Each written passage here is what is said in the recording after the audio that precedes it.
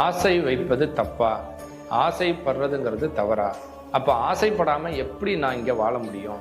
அப்ப ஆசைப்படாம வாழ்ந்தாதான் இறைவன்ட்ட அடைய முடியும்னா இங்க யாராலையுமே இறைநிலை அடைய முடியாதுன்னு நிறைய பேர் கேள்வி கேட்கிறாங்க. உண்மையிலேயே ஆசை என்பது என்ன? ஆசைப்படலாமா படக்கூடாதா? ஒருத்தர் தன் மனதால் தன் உடலால் படுகின்ற ஆசை தான் இங்கு வேதனைகளை கொடுக்குது. இன்னும் சொல்ல போனா ஒருத்தருக்கு ரொம்ப அதீத ஒரு தேடல்கள் இருக்கும். அந்த தேடல்கள் கிடைக்கலங்கும் போது அந்த ஆசை மனசுக்குள்ள ஒரு பதிவுகளாக குவிந்து கிடக்கும்.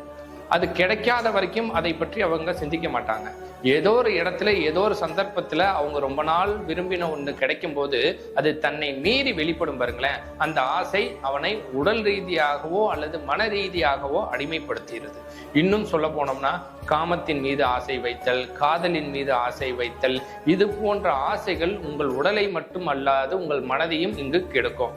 ஆனால் ஆசை வைக்க வேண்டும். எதன் மீது ஆசை வைக்க வேண்டும் என்றால் அறிவின் மீது ஆசை வைக்க வேண்டும்.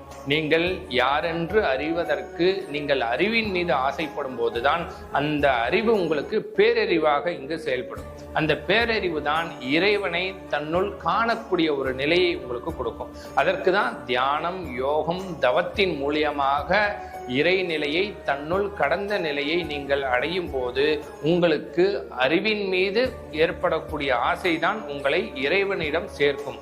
அதனால் ஆசை வைப்பது தவறில்லை. அந்த ஆசையை உடலிற்கோ மனதிற்கோ அல்லது இந்த உலகத்தில் இருக்கக்கூடிய சுகங்களின் மீதும் காமத்தின் மீதும் ஆசை வைக்காதீர்கள். இறை தேடலின் மீது ஆசை வையுங்கள். நீங்கள் இறை நிலையை அடைவது என்பது உறுதி.